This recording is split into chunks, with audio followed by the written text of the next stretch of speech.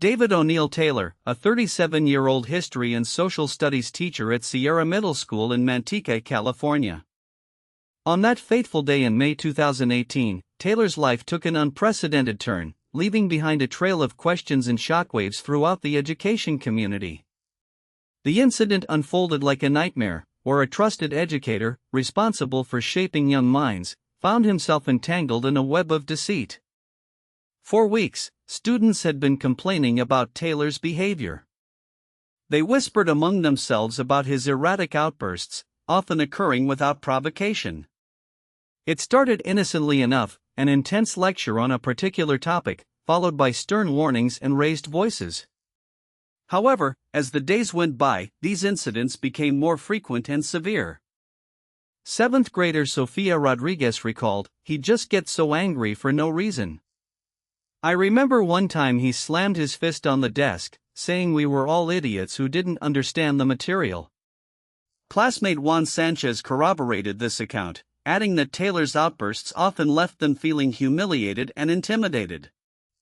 The students' concerns reached a boiling point when they discovered that Taylor had been threatening their grades and accusing them of conspiring against him. According to an eyewitness, Taylor claimed that he was being watched by an external force, which, in his warped perception, included the school administration and even law enforcement. As tensions escalated, Taylor allegedly made a chilling statement, "You're all hostages." He went on to threaten the students' lives, stating that he would harm them if they didn't comply with his demands. Panic spread throughout the school as administrators scrambled to intervene. David O'Neill Taylor had been teaching 7th grade history and social studies at Sierra Middle School in Manteca, California for over a decade. The 55-year-old teacher was well respected by his colleagues and admired by many students for his ability to make complex historical events engaging and relatable. But behind the facade of a devoted educator lies a darker reality. On a typical Monday morning in March 2018, Taylor's behavior took a sinister turn. He entered his classroom, where approximately 30 students were waiting for their first lesson of the day, and suddenly became irrationally aggressive. Taylor allegedly ordered his students to sit on the floor. According to testimony from former students, Taylor would often make comments about being a tough teacher who didn't tolerate disobedience. He would also frequently remind them that he had connections with law enforcement and could get them in trouble if they didn't comply with his demands. One student recalled an incident where Taylor threatened to call the police on him for having a phone on his desk, further instilling fear in his students. A review of the school's security footage showed that Taylor had been using this tactic to gain leverage over his students for months prior to the hostage situation. The video revealed multiple instances where he would lock himself and his students in classrooms or hallways, claiming it was a fire drill or a security protocol. However, sources close to the investigation claimed that these incidents were actually attempts by Taylor to assert control over his students. One of the most damning pieces of evidence came from a recording made by a student on their phone. In the video, Taylor can be heard berating and belittling one of his students, telling them they're not worthy of being in his class unless they comply with his demands. The recording sparked widespread outrage within the community and raised serious questions about how this behavior had been allowed to continue unchecked for so long. As more evidence came to light, it became clear that David O'Neill Taylor's actions were not just a one-time incident, but rather a symptom of deeper psychological issues that needed to be addressed.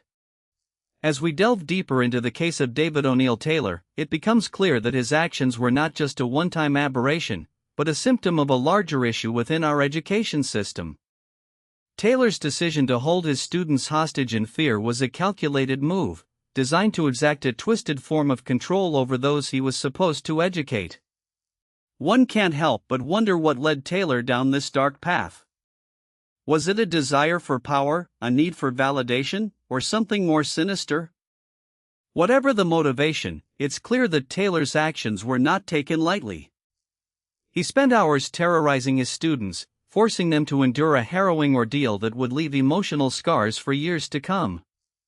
The incident has sparked a heated debate about teacher accountability and the red flags that can be missed in our education system.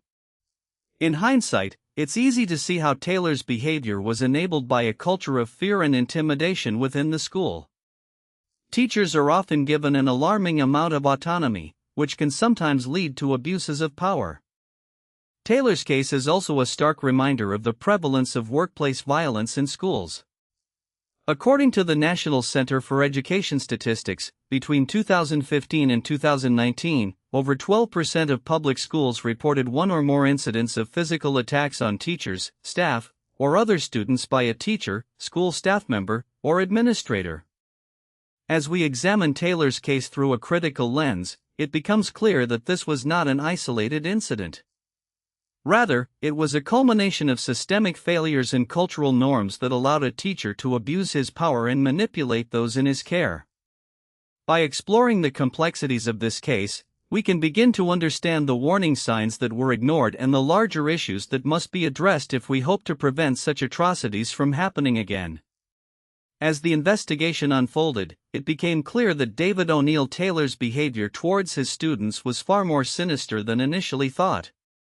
The 7th grade history and social studies teacher at Sierra Middle School in Manteca, California, had a peculiar reputation among his colleagues and students alike. Teachers who worked closely with Taylor reported noticing strange changes in him around 2017 to 2018. He became increasingly isolated, declining invitations to staff gatherings and refusing to participate in school events. Meanwhile, students began to express their fears about being alone with Taylor during after-school tutoring sessions or when they were called to his classroom for extra help.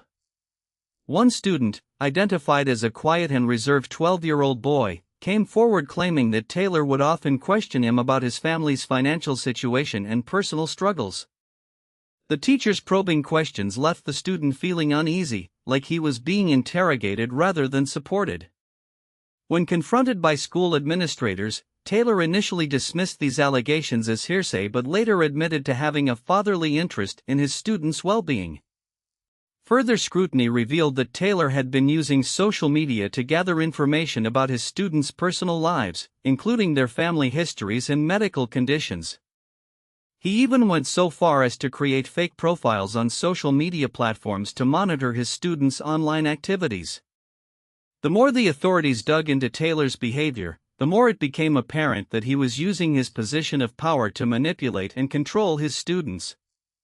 As we reflect on the disturbing case of David O'Neill Taylor, it's essential to acknowledge the profound impact his actions had on the students and staff at Sierra Middle School.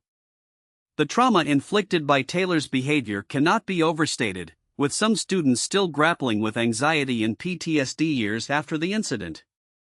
Taylor's decision to hold his students hostage in fear was a culmination of months of erratic behavior, which included making veiled threats against students who questioned him or disagreed with his teaching methods. In the days leading up to the April 2018 arrest, several parents had expressed concerns about Taylor's behavior, only to be dismissed by school administrators. The shocking reality is that David O'Neill Taylor was able to carry out this heinous act for so long due to a lack of oversight and accountability within the education system.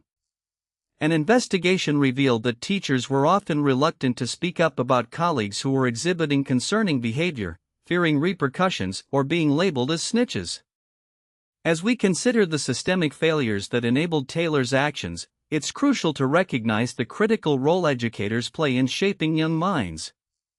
When a teacher chooses to exploit their position of authority for personal gain or gratification, it not only betrays the trust of students and parents but also undermines the very fabric of education. The case of David O'Neill Taylor serves as a stark reminder that schools are not always safe havens for children. As a society, we must demand more from our educators and administrators, ensuring that every child has access to a nurturing and supportive learning environment. We owe it to ourselves and future generations to create a culture where empathy, respect, and kindness prevail over fear and intimidation.